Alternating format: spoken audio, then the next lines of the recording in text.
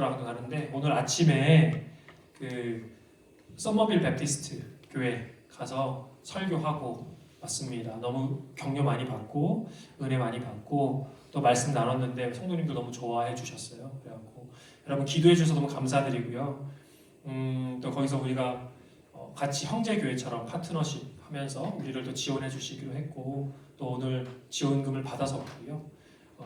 또 그것뿐만 아니라 이번 주에 제가 이제 카톡 단톡방에 올리긴 했지만 또 우리 도우 형제님 통해 갖고 아주 좋은 형제교회를 또 만나게 됐습니다. 그래서 목사님 뵙고 너무 좀 은혜로웠어요. 진짜 은혜가 넘쳤습니다. 그 모임이 어떤 그 형식적인 미팅이나 아니면 비즈니스 미팅이 아니고 이건 진짜 뭐냐면 서로 비전과 간증을 나누는 시간이었어요. 너무나 좋았고 둘 다 똑같이 하나님이 예비하신 만남이다라는 확신을 주셨습니다. 그래서 최종 결과 어쨌든 보드 미팅을 해야 되니까 최종 결과는 오늘 또는 수요일까지 기다려야 될 것 같고요. 결과가 나오는 대로 또 제가 알려드리면 아마도 저희가 최대한 빨리 진짜 빠르면 다음 주에 이사를 할 수도 있습니다. 새로운 교회에서. 그래서 여러분 계속 기도해 주세요. 이 마르페 교회가 기도를 먹고 자랍니다. 여러분의 기도와 그리고 사랑과 헌신을 받고 일어나는 겁니다. 그래서 여러분들 많이 기도해 주시고 또 관심 가져주시고 또 많이 함께 해주시면 좋겠습니다. 여러분 하나님은 어떤 분이십니까? 하나님은 좋으신 분이시죠. 그렇죠? 여러분에게도 좋으신 분이세요? 네, 할렐루야. 한 분만 좋아하시나? 하나님은 좋으신 분이시죠? 하나님은 어떤 분이십니까? 여러분한테 인자하시죠. 자비하십니다. 노하기를 더디하세요. 그리고 긍휼과 사랑이 풍성하십니다. 이게 우리가 믿고 의지하는 하나님이십니다. 그런데 이러한 하나님의 마음을 가리켜서 우리가 뭐라고 부르냐면 소위 하나님의 속성이라고 해요. 하나님의 속성. 조금 어려운 말로. 특별히 인자, 자비, 긍휼, 사랑과 같은 속성을 가리켜서 공유적 속성이라고 말합니다. 공유적 속성. 무슨 말이냐면 하나님만 가지고 있는 특별한 속성이 아니라 우리 인간, 하나님께서 창조하신 인간과 공유되어지는 속성이라는 거예요. 무슨 말이에요? 우리 안에도 하나님의 자비, 긍휼, 사랑이 있을 수 있다, 공유될 수 있다라는 말이에요. 그런데 하나님의 자녀인 우리는 어떻습니까? 하나님의 자녀인 우리는 그게 옵션이 아니라는 거예요. 선택이 아니라는 거예요. 있어도 되고 없어도 되고 있을 수도 있고 없을 수도 있고가 아니라 하나님을 닮은 하나님의 자녀는 반드시 하나님의 속성이 있어야 된다는 거예요. 하나님의 속성이, 공유적 속성이. 그것이 우리에게 부여된 의무여 책임이라는 겁니다. 여러분 하나님을 하나님을 만났고 하나님을 믿고 또 하나님의 자녀라고 하는 사람들이 불친절하고 무자비하고 긍휼과 사랑이 없다면 어떻게 그러한 사람들을 통해서 하나님의 이름이 세상에 알려질 수 있을까요? 그것도 좋게, 긍정적으로 하나님께서 영광 받으실 수 있겠습니까? 여러분 우리는요 하나님을 대표하는 하나님의 대사입니다. 대사. 우리는 하나님 아버지를 닮은 하나님의 자녀예요. 그래서 우리는 반드시 하나님의 그 마음이 바로 우리의 마음이어야 한다는 겁니다. 오늘은요 그 하나님의 공유적 속성인 긍휼, 즉 불쌍히 여기는 마음에 대해서 함께 좀 말씀을 나누고 싶습니다. 사랑하는 여러분, 불쌍히 여기는 마음, 긍휼의 마음이 바로 우리의 마음이기를 바랍니다. 저는 오늘 말씀을 통해서 저와 여러분이 모두 정말 긍휼이 넘치는 하나님의 사람이기를 바랍니다. 불쌍히 여기는 마음, 바로 우리의 마음이기를 또한 축복합니다. 오늘 우리가 함께 읽었던 말씀은요, 우리 지난주 말씀 기억나시나요? 풍랑이 일었던 시련이라는 이름의 불청객 기억나시죠? 네. 풍랑이 일었던 갈릴리 바다를 지났습니다. 그리고 그 건너편인 데가볼리의 도시 거라사에 도착했습니다. 그리고 그 도시에서 일어났던 이야기를 오늘 본문이 담고 있어요. 조금 길지만 함께 본문 1절에서 5절까지의 말씀을 다시 한번 읽어볼까요? 자, 시작. 그들은 바다 건너편 거라사 사람의 지역으로 갔다. 예수께서 배에서 내리시니 곧 악한 귀신 들린 사람 하나가 무덤 사이에서 나와서 예수와 만났다. 그는 무덤 사이에서 사는데 이제는 아무도 그를 쇠사슬로도 묶어둘 수 없었다. 여러 번 쇠고랑과 쇠사슬로 묶어두었으나 그는 쇠사슬도 끊고 쇠고랑도 부수었다. 아무도 그를 휘어잡을 수 없었다. 그는 밤낮 무덤 사이나 산속에서 살면서 소리를 질러대고 돌로 제 몸에 상처를 내곤 하였다. 여러분, 예수님과 제자들이 거라사에 도착했습니다. 그런데 귀신 들린 한 사람이 나타난 거예요. 찾아온 거예요. 그는 마귀에게 완전히 지배를 당해서 이성을 잃어버렸습니다. 누가 보아도 미친 사람이었습니다. 그래서 거라사의 광인이라고 부릅니다. 이 사람을 가리켜서. 그런데 예수님께서 그를 지배하고 있던 귀신을 내쫓아 주셨어요. 귀신을 쫓으셨던 그 자세한 내용은 우리가 긴 본문을 함께 읽어서 알고 있습니다. 어떻게 쫓으셨는지. 그런데 여기서 정말 중요한 것은 뭐냐면요. 어떻게 귀신을 쫓았냐가 아니에요. 왜 예수님께서 귀신을 쫓았냐는 겁니다. 그게 더 중요한 거예요. 오늘 본문 19절이 이렇게 기록하고 있습니다. 함께 읽어보겠습니다. 시작. 그러나 예수께서는 허락하지 않으시고 그에게 말씀하셨다. 내 집으로 가서 가족에게 주님께서 너에게 큰 은혜를 베푸셔서 너를 불쌍히 여겨주신 일을 이야기하여라. 하나님께서 그를 불쌍히 여겨주셨습니다. 그래서 예수님께서 그로부터 귀신을 내쫓아 주셨습니다. 그러니까 여러분, 너무 불쌍한 거예요. 불쌍한 겁니다.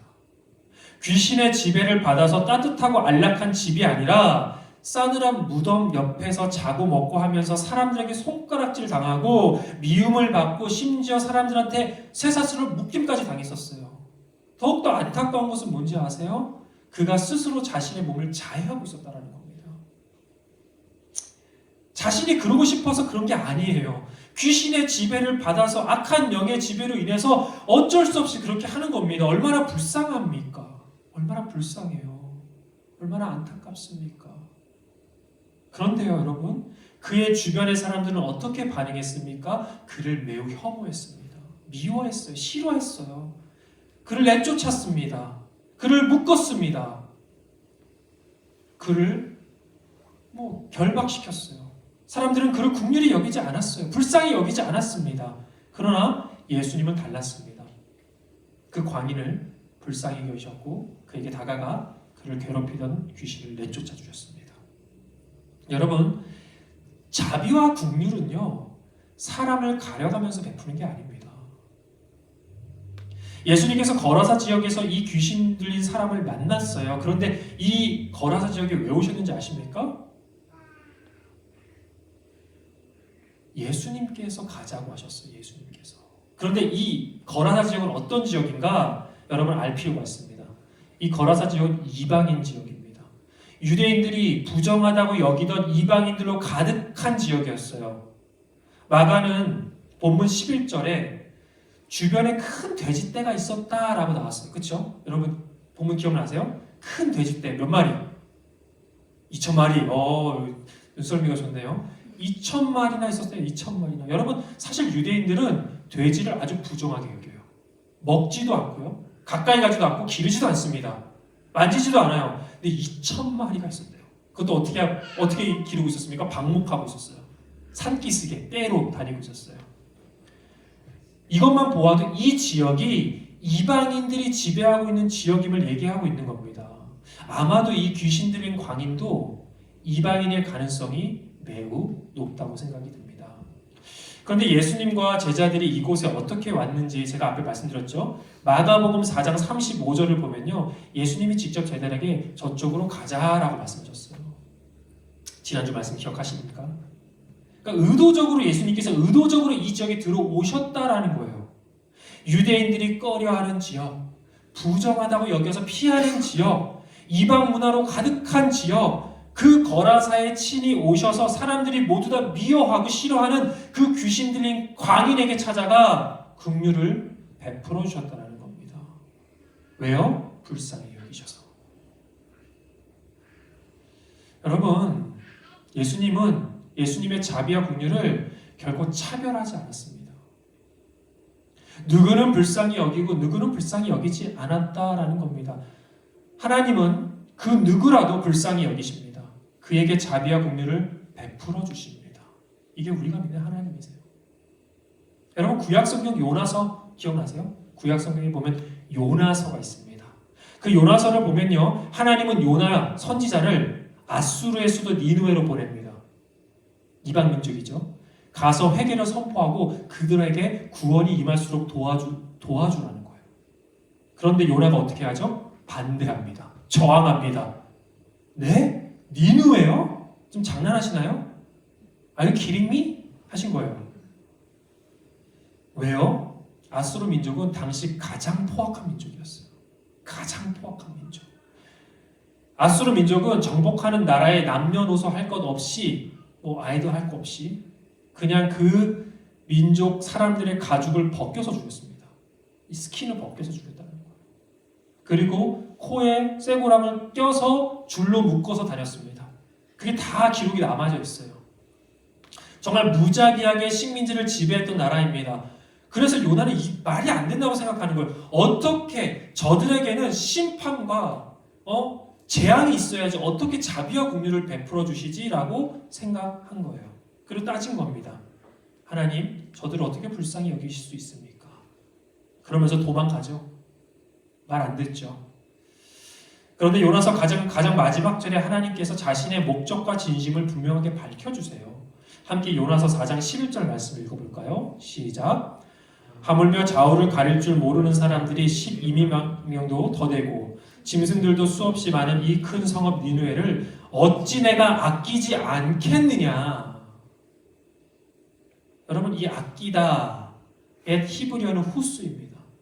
이 단어의 뜻은 불쌍히 여기다, 동정을 느끼다라는 말이에요. 이렇게 포악한데, 이렇게 나쁜 놈들인데, 근데 하나님은 불쌍히 여겼대요. 불쌍히 여겼대요. 여러분, 이것이 하나님의 마음입니다. 이것이 우리 주님의 마음입니다. 그리고 이것이 우리의 마음이어야 합니다. 여러분, 되게 많은 사람들이요, 사람을 가려가면서 긍휼과 자비를 베풉니다. 그런 경향이 굉장히 강합니다. 나에게 잘해주는 사람, 또 내가 좋아하는 사람에게는 긍휼의 마음이 넘쳐요. 그 사람이 힘들다고 얘기하면은 막 불쌍히 여기는 마음이 막 듭니다. 그 사람이 힘들고 어려울 때 면민과 동정이 느껴져요. 그런데 내가 싫어하는 사람, 또 나를 싫어하는 사람, 어떻게 생각합니까? 그런 사람들에게 긍휼과 자비가 잘 안 생깁니다. 잘 안 생겨요. 오히려 그들에게 힘들고 어려운 일이 생기면 고소하다, 잘됐다, 역시 하나님은 공의로우셔, 그런 마음이 생깁니다. 물론 진짜 하나님의 공의가 임했을 수도 있습니다. 그러나 하나님께서 우리에게 원하시는 마음이 과연 그런 마음일까요? 저는 아니라고 생각합니다. 하나님께서 그들을 불쌍히 여기시는 것처럼 우리도 하나님의 마음으로 그들을 불쌍히 여기는 것이 마땅하지 않겠습니까? 여러분 요즘 한국이든 미국이든 이 정치판을 보면요, 매우 무자비하고 잔인합니다. 갈수록 잔인합니다. 나와 다른 생각을 가지고 있는 정치인과 당을 향해서 정말 긍휼과 자비가 존재하지 않아요. 다름에 대한 이해는커녕 다름에 대한 미움이 있습니다. 서로가 서로를 악마화합니다. 혐오합니다. 그런데 문제는요, 예수님을 믿는 하나님의 자녀들, 심지어 목회자가 그 혐오와 차별의 중심에 서 있다라는 거예요. 저는 요즘 한국에서 들려오는 소식을 들으면 너무나 걱정이 됩니다. 그리스도인들이 정치 관점이 다른 이들을 향해서 거침없이 다른 정치의 관점을 가진 사람들을 향해서 욕설과 모욕을 서슴지 않습니다. 증오를 서슴지 않습니다. 과연 우리 안에 하나님의 마음이 조금이라도 있는가? 하나님의 마음으로 그들을 바라보고 있는가? 우리는 스스로 성찰을 해야 된다고 생각해요. 여러분, 하나님은 긍휼을 베풀 자를 차별하지 않습니다. 에스겔서 33장 11절에 하나님께서 이렇게 말씀하셨습니다. 나는 악인이 죽는 것을 기뻐하지 않고 오히려 악인이 그의 길에서 돌이켜 떠나 사는 것을 기뻐한다. 이것이 우리 주님의 마음입니다. 그래서 악인이든 선인이든 그가 누구든 우리에게 가장 먼저 필요한 마음은요, 불쌍히 여기는 마음입니다. 그것이 먼저여야 합니다. 얼마 전에 한 유명한 목사님께서 설교 중에 하신 말 때문에 굉장한 논란이 되었어요. 사실 저도 개인적으로 좋아하는 목사님이세요. 그래서 많이 놀랐습니다. 뭐라고 하셨냐면요. 하나님보다 나 자신을 더 많이 생각하는 게 우울증이다. 맨날 자기 생각만 하니까 우울증에 걸리는 거다. 자기 스스로 어둠에서 나오지 않기 때문에 그렇게 된 거다라고 말씀하셨어요. 사실 이 말씀은 우울증이나 공황장애를 가지신 분들에게는 굉장히 상처가 되는 말일 수 있습니다. 사실 저도 설교자다 보니까 분명 설교자를 향해서도 우리가 긍휼과 사랑과 이해하는 마음이 좀 필요합니다. 그러니까 실수할 수 있어요. 실수할 수 있습니다. 하지만 이 말씀이 정말 안타까운 것은요. 그러니까 우울증과 공황장애로 하루하루를 살아가는 것이 지옥인 사람들이 분명히 있습니다. 자신의 의지가 약해서가 아니라 나만 생각하는 이기적인 사람이어서가 아니라 자신도 그 병에서 벗어나고 싶어서 발버둥 치는 사람 분명히 있다는 겁니다. 그것이 잘 안 돼서 비명을 지르는 사람들이 있다는 겁니다. 근데 그런 사람들이 만약에 이 말씀을 들으면 너무나도 가혹하고 상처가 되는 말일 수 있기 때문에 이게 문제가 된다고 생각이 들어요. 물론 설령 목사님께서 그런 생각을 가지고 계셨더라도 긍휼과 자비의 마음이 먼저 전달되었으면 좋았지 않았을까라는 생각이 듭니다. 사랑하는 여러분, 여러분 안에 하나님의 마음, 꼭 긍휼과 자비의 마음이 항상 먼저 있기를 바랍니다. 어떤 마음보다 그 긍휼과 사랑의 마음이 먼저여야지 정말 하나님의 사람이지 않겠나라고 생각이 듭니다. 그런데 우리가 하나님의 마음으로, 이 예수님의 마음으로 긍휼과 자비를 베풀어야 하는 가장 큰 이유는요, 우리가 먼저 하나님께 불쌍히 여김을 받았기 때문입니다. 여러분, 하나님께서 우리를 불쌍히 여기시지 않았으면요, 어떻게 됐을까요? 우리는 사망의 권세에 묶여서 영원한 죽음을 향해 나아갈 수밖에 없었습니다. 그야말로 절망밖에 없는 존재였습니다.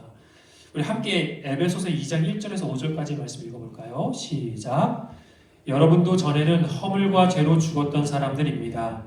그때 여러분은 허물과 죄 가운데서 이 세상의 풍조를 따라 살고 공중의 권세를 잡은 통치자, 곧 지금 불순종의 자식들 가운데서 작용하는 영을 따라 살았습니다.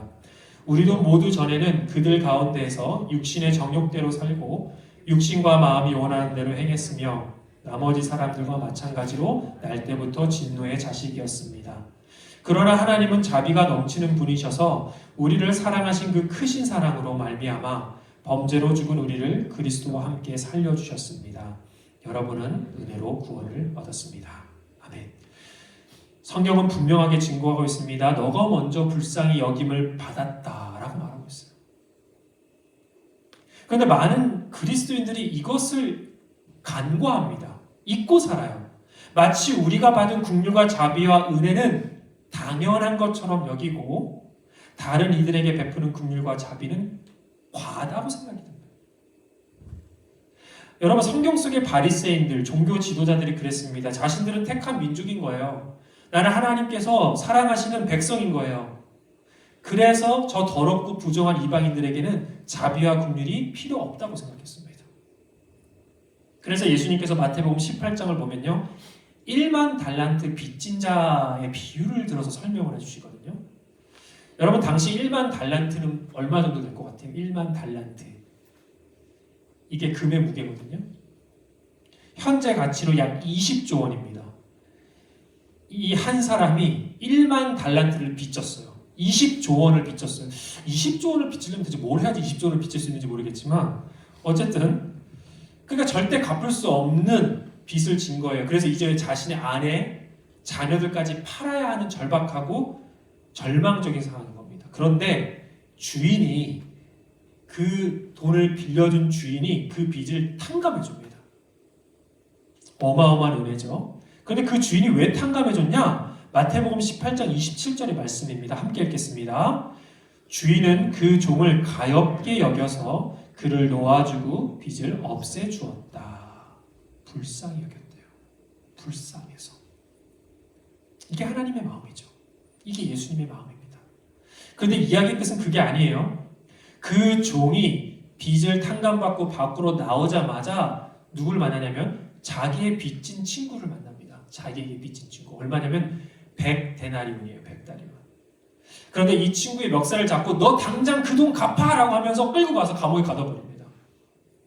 100데나리온은 지금으로 따지면 한 1,000만 원 정도 되는 거예요. 1,000만 원. 20조 원 탕감 받은 사람이 1,000만 원 달라고 지금 멱살 끌고 가서 친구를 감옥에 가둬버렸습니다. 그런데 이 일을 안 주인이 분노하며 이렇게 말합니다. 함께 마태복음 18장 33절의 말씀을 함께 읽겠습니다. 시작. 내가 너를 불쌍히 여긴 것처럼 너도 내 동료를 불쌍히 여겼어야 할 것이 아니냐? 무슨 말이에요? 내가 너를 갚을 수 없는 자비와 긍휼로 불쌍히 여겼으면 너도 당연히 긍휼히 여겨야 된다는 거예요. 너도 당연히 불쌍히 여겨야 한다는 거예요. 이게 뭡니까? 하나님이 우리에게 요구하시는 거예요. 너가 갚을 수 없는 은혜를 받았어. 자비와 긍휼을 받았어. 불쌍히 여김을 받았어. 그러면 너도 당연히 불쌍히 여겨야 된다는 거예요. 당연한 요구입니다. 예수를 만난 사람들에게 정말 당연하고도 마땅한 마음입니다. 저는 저와 여러분 모두가 그 마음으로 충만하기를 주님의 이름으로 축복합니다. 그렇다면 구체적으로 우리는 그 자비와 긍휼을 어떻게 사람들에게 흘려보낼 수 있을까요? 여러분, 첫째 우리는요, 용서해야 합니다. 당연한 얘기지만 용서해야 합니다. 1만 달란트 탕감받은 자의 비유를 예수님께서 말씀하신 것은요, 구체적으로 베드로가 예수님께 이렇게 물어봤기 때문이에요. 주님, 내 형제가 나에게 자꾸 죄를 지으면 내가 몇 번이나 용서해 줘야 합니까? 7번이면 충분합니까? 라고 얘기했어요. 7번도 사실 되게 많죠. 그렇죠? 그런데 예수님이 뭐라고 하시냐면 7번만이 아니라 70번에 7번이라도 용서해야 한다라고 하셨습니다. 무슨 말이에요? 끊임없이 용서하라는 거예요. 너에게 주어진 것은 용서이지 심판이 아니다라는 겁니다. 어떤 마음으로요? 너가 무한한 용서를 받았으니까 너도 용서 베풀어라. 그것이 예수의 사람으로 당연한 마음이다. 여러분, 살다 보면요, 정말 용서하기 힘든 사람이 있습니다. 그런 분 만나봤어요? 그런 사람 만나봤습니까? 정말 나를 일방적으로 싫어하고 음해하고 아무 이유 없이 나에게 상처를 주는, 내가 배려와 존중을 했는데도 반대로 나에게 모욕을, 아픔을 주는 사람이 살다 보면 만납니다. 그런데 그들에게도 용서를 베푸는 것이 당연하대요. 힘들죠. 힘들죠. 너무 어렵습니다. 눈에는 눈, 이에는 이, 내가 받은 아픔을 그대로 돌려주고 싶은 것이 인간의 마음이에요. 그런데 용서는요, 사실 용서는 결국 하나님을 위해서 하는 게 아니에요. 그 사람을 위해서 하는 것도 아닙니다. 본질적으로 나를 위해서 하는 거예요. 나를 위해서.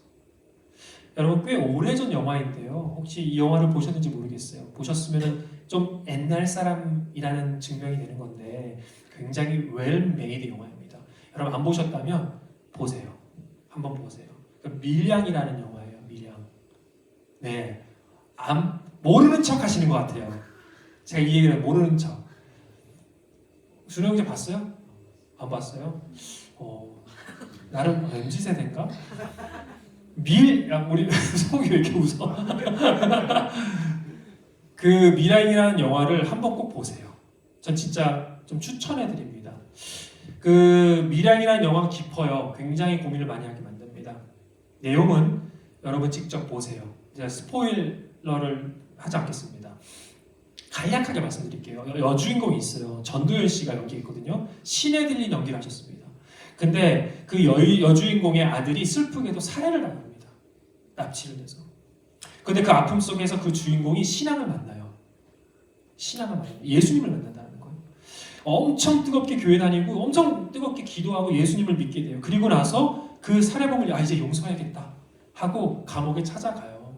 근데 감옥에 찾아가는데 근데 그 살해범이 먼저 얘기하는 거예요. 제가 죄송합니다.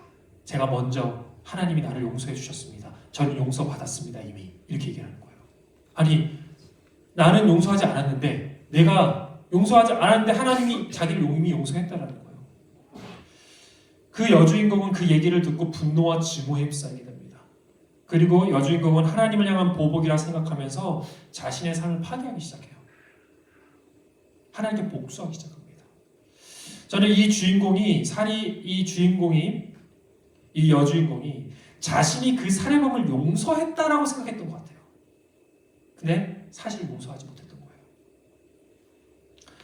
뭐 사실은 근데 여러분 이게 설정이긴 하지만 영화긴 하지만 어떻게 용서합니까? 진짜 쉬운 일이 아니고 강요할 수 있는 건 아니에요.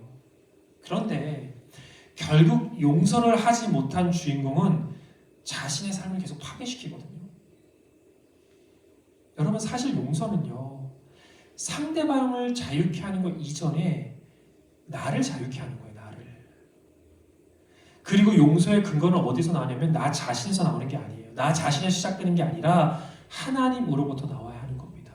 여러분 영화 미량에서 여주인공이 마지막 부분 보면 이렇게 회복의 과정이 들어가거든요. 그런데 그 치유와 회복의 과정에 들어갈 수 있었던 것은요, 주인공 옆에서 끝없이 국률과 사랑을 흘려보내는 한 사람이 나와요. 그게 송강호 씨거든요.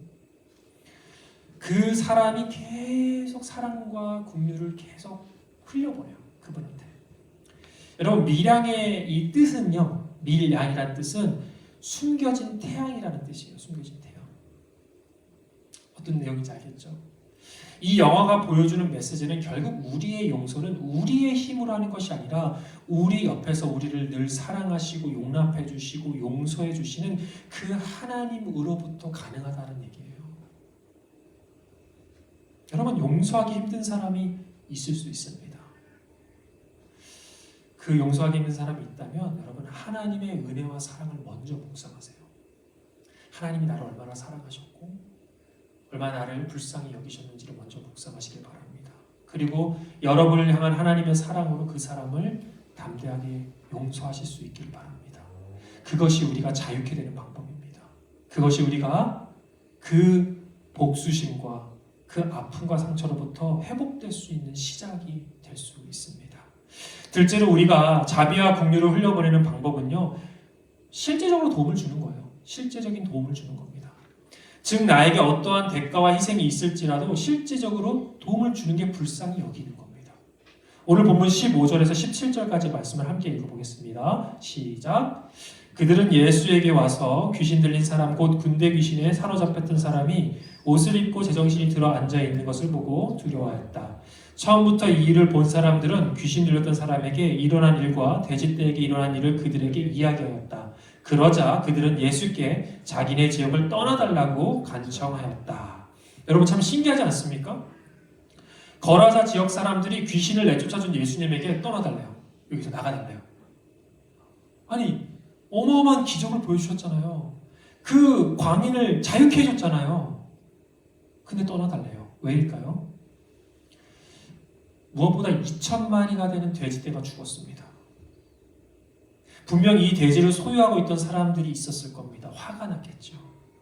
자신에게 손해를 끼쳤기 때문에 예수님에게 당장 여기서 떠나달라고 이야기한 거예요. 어떤 손해가 있을지 모르니까. 이 사람에게 있어 귀신 들린 자에 대한 어떠한 관심이나 긍휼의 마음은 전혀 없다는 것을 우리가 알 수 있습니다. 오직 그들의 관심은 어디 있어요? 자신에게 피해갈까? 자신에게 어떤 손해가 있을까? 그렇게 전전긍긍하면서 오히려 예수님을 쫓은 겁니다. 여러분 저는요, 돈에 환장한 이 사람들의 모습을 보면서 귀신 들렸던 광인과 전혀 다르지 않다는 생각을 했습니다. 사람을 소중하게 여기지 않고 사람을 수단화시키고 오직 돈밖에 모르는 사람들, 여러분 그것도 똑같이 귀신의 지배를 받아서 사는 것과 같아요. 여러분 무덤이 아닌 으리으리한 저택에 살아도요, 돈이 우상인 사람에게 그 저택은 하나님 보시기에 무덤과 다르지 않습니다. 소리를 지르고 다른 이들을 위협하지 않아도요, 돈으로 권력으로 사람들에게 상처를 주고 아픔을 주게 되어 있습니다. 돌로 자신의 몸을 자해하지 않아도요, 결국 돈이 우상인 사람들은 돈 때문에 자신의 영혼과 인생을 파괴하게 되어 있습니다. 여러분 자비와 긍휼은 실제적으로 자신의 것을 떼는 겁니다. 여러분 긍휼이라는 단어의 영어가 뭔지 아세요? 뭡니까 영어? compassion이라고 합니다. compassion. 이 단어의 의미가요, 저도 알아보 찾아보니까 이 come이라는 단어가 함께라는 단어의 의미를 갖고 있다고 하더라고요. 그리고 패션이 고난이라는 의미를 가지고 있대요. 그러니까 이 컴패션의 의미는 뭐냐면 고난을 함께하다라는 거예요. 고난을 함께하다. 고통의 분담을 의미합니다. 그러니까 여러분 불쌍히 여기는 마음에서 끝나는 것이 아니라 그 마음이 진짜라면 그 고통을 분담하라는 거예요. 마음만 가득한 사람이 되지 마십시오. 말뿐인 사람만 되지 마십시오. 예수님께서 우리의 고통을 십자가로 함께 짊어지셨던 것처럼 그렇게 그분이 우리를 긍휼히 여기셨던 것처럼 여러분의 자비와 긍휼을 흘려보내는 방법은 직접 여러분의 시간, 여러분의 재정, 여러분의 몸, 여러분의 소유를 나누시는 겁니다. 그것이 불쌍히 여기는 방법이에요. 그것이 예수의 마음입니다. 끝으로 우리가 받은 자비와 긍휼을 흘려보내는 또 다른 방법은요. 예수 그리스도를 전하는 겁니다. 함께 오늘 본문 18절에서 20절 말씀 읽겠습니다. 시작. 예수께서 배에 오르실 때에 귀신 들렸던 사람이 예수와 함께 있게 해달라고 예언하였다. 그러나 예수께서는 허락하지 않으시고 그에게 말씀하셨다. 내 집으로 가서 가족에게 주님께서 너에게 큰 은혜를 베푸셔서 너를 불쌍히 여겨주신 일을 이야기하여라. 그는 떠나가서 예수께서 자기에게 하신 일을 데가볼리에 전파하였다. 그리하니 사람들이 다 놀랐다.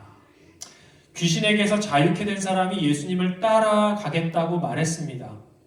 그런데 예수님은 아니, 너가 하나님께 불쌍히 여김을 받았다면 그 은혜를 받았다면 너의 이야기를 여기 있는 사람들에게 전파해 줘라고 부탁했습니다. 여러분 하나님의 자비와 긍휼을 사람들에게 베푸는 방법은요. 하나님이 누구신지를 정확하게 알려주는 거예요. 그분의 진리를 전해주는 겁니다. 하나님께서 얼마나 당신을 사랑하고 계신지, 하나님께서 얼마나 당신을 불쌍히 여겨주시는지, 그래서 예수님께서 이 땅에 오신 거라고 그 사람들에게 알려주는 겁니다. 그 진리를 모르는 사람들에게 우리가 가서 전해야 한다는 겁니다. 예수님께서도 그렇게 하셨어요. 마가복음 6장 34절의 말씀 함께 읽겠습니다. 시작. 예수께서 배에서 내려서 큰 무리를 보시고 그들이 마치 목자 없는 양과 같으므로 그들을 불쌍히 여기셨다. 그래서 그들에게 여러 가지로 가르치기 시작하셨다. 불쌍히 여기셔서 가르치기 시작하셨대요. 왜 그들이 불쌍할까요? 참된 소망이 없기 때문에, 참된 진리가 없기 때문에, 참된 생명이 없기 때문에 불쌍한 겁니다. 여러분 세상에 참된 소망이 없이 살아가는 사람 얼마나 많습니까? 자기 잘난 맛에 살아가고 돈과 권력이 전부라고 생각하면서 떵떵거리면서 살아요. 이 땅에 썩어질 없어질 그 유한한 것들에 욕심을 부리면서 집착하면서 살아갑니다. 참된 진리가 없어서 무엇이 옳은지 그른지 분별하지 못하고 그저 세상의 가르침을 허무하게 쫓아 살아가는 사람들, 참된 생명이 없어서 날마다 자신의 영혼이 죽어가고 있음에도 알지 못하고 영원한 죽음을 향해 걸어가는 그 사람들이 정말 불쌍한 겁니다. 여러분, 돈이 없어서 불쌍한 게 아니에요. 힘이 없어서 불쌍한 게 아닙니다. 가난이 불쌍한 게 아닙니다. 여러분, 참된 진리와 생명이 없기 때문에 불쌍한 거예요. 그래서 그들에게 정말 필요한 게 뭡니까? 길이요, 진리요, 생명이신 예수 그리스도입니다. 사랑하는 여러분 주변에 그러한 사람들이 있다면 세상에서 가장 소중한 생명이신 예수 그리스도를 그분들에게 담대하게 전해주시기를 축복합니다. 예수의 마음으로 그들에게 자비와 긍휼을 흘려보내주시기를 주님의 이름으로 축원합니다. 사랑하는 마라페교회 성도 여러분, 이 세상을 살아가면서 예수의 마음을 가진 자가 바로 예수의 사람입니다. 자비와 긍휼, 불쌍히 여기는 그 마음은 바로 우리가 항상 품고 살아야 할 예수의 마음임을 함께 기억하길 원합니다. 우리가 먼저 불쌍히 여김을 받은 자이기에 차별 없이 용서하고 고통을 분담하고 나의 것을 실제로 나누어 주고 참된 예수님의 진리를 가르쳐 전할 수 있는 하나님의 자녀가 될 수 있기를 주님의 이름으로 축원합니다. 우리 함께 기도하겠습니다. 여러분, 이 시간 우리가 기도할